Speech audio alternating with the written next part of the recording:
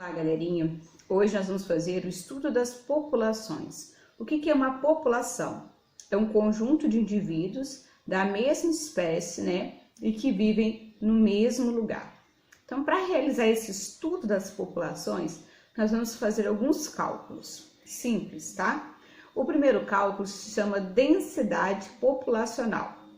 É para a gente descobrir e verificar quantos indivíduos existem por metro quadrado, ou por uma metragem menor, por centímetros, depende do meio aonde está essa população. Então, como é que a gente calcula a densidade? Nós contamos quantos indivíduos existem nessa população e dividimos pelo espaço que essa população ocupa. Assim, nós encontramos, então, a densidade populacional.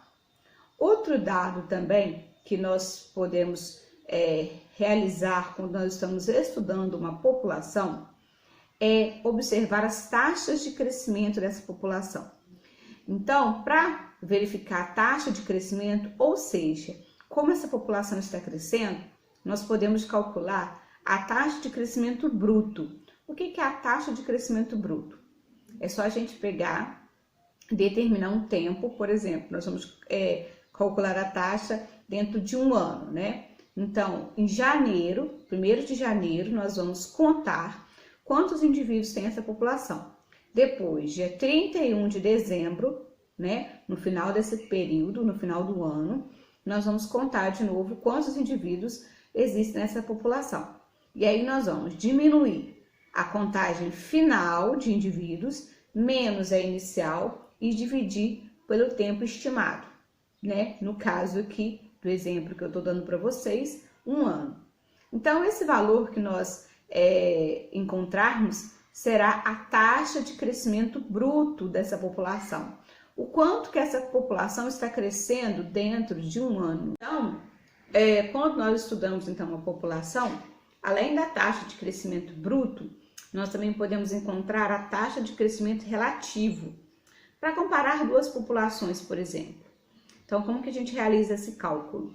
Nós contamos, nós determinamos. Então, quanto nós calculamos a taxa de crescimento relativo, nós determinamos, então, um tempo, um período que vai ser de estudo dessa população e contamos quantos indivíduos existem nessa população hoje e vamos esperar, por exemplo, um mês. No fim desse mês, contamos de novo quantos indivíduos tem nessa população. Depois nós vamos diminuir o número de indivíduos final, da contagem final, menos a contagem inicial e dividir esse valor, dessa subtração pelo número de indivíduos da contagem inicial. Aí nós encontramos então a taxa de crescimento relativo dessa população que está sendo estudada.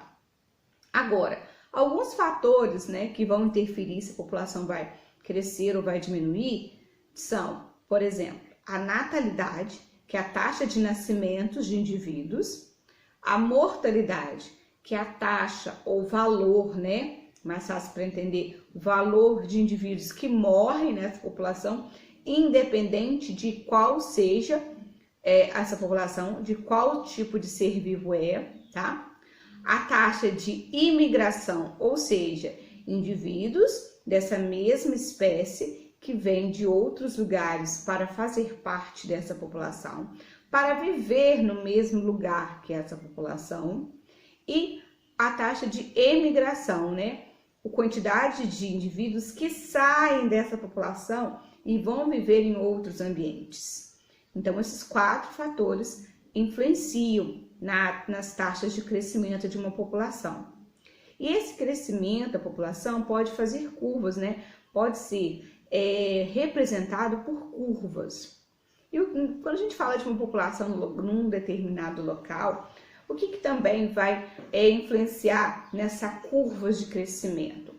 É o ambiente onde essa população vive. Se, por exemplo, se o ambiente tem espaço suficiente para que essa população cresça ou, ao contrário, diminua, ela pode diminuir por quê? Por falta de alimento, por falta de abrigo, pode ter um parasita que começa a parasitar essa população de indivíduos, esses indivíduos.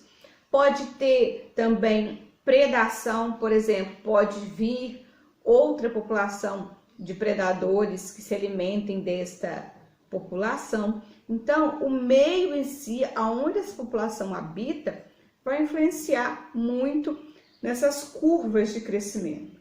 Então, a curva, ela pode ser uma curva ideal. O que é uma curva ideal de crescimento de uma população? É quando a população, né, o indivíduo na população nasce, cresce, se desenvolve, se reproduz e morre na velhice. Então, é uma curva ideal. Agora, uma curva de mortalidade constante. O que é uma curva de mortalidade constante? É quando tanto os idosos como os jovens morrem. Então, isso é prejudicial para a população.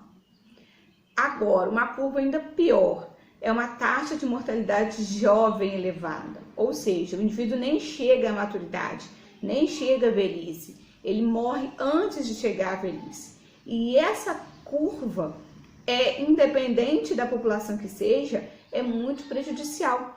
Porque se o indivíduo não chegar nem à idade adulta, nem chegar à idade que seja de reprodução, a taxa de desenvolvimento dessa população, a taxa de crescimento dessa população vai ficar muito baixa. E se essa taxa de crescimento ficar muito baixa, essa população pode chegar a ser extinta, né? Quando a gente fala de uma população, por exemplo, imagina, surge um parasita que começa a infectar, a parasitar indivíduos jovens e levam esses indivíduos jovens à morte. Vai chegar um tempo que essa população pode se extinguir e não existir mais, né? Também quando a gente fala, por exemplo, de países que tem uma taxa de mortalidade de jovens muito grande, também é muito preocupante, porque os jovens são o futuro da nação, né? Os jovens são o futuro do país. E se há uma taxa de mortalidade de jovens muito grande, quer dizer que o futuro dessa nação, o futuro desse país pode estar comprometido. Então vamos lá, a tia vai terminar por aqui. Qualquer dúvida é só deixar no comentário ou então mandar um zap para a tia. Beijos, até a próxima.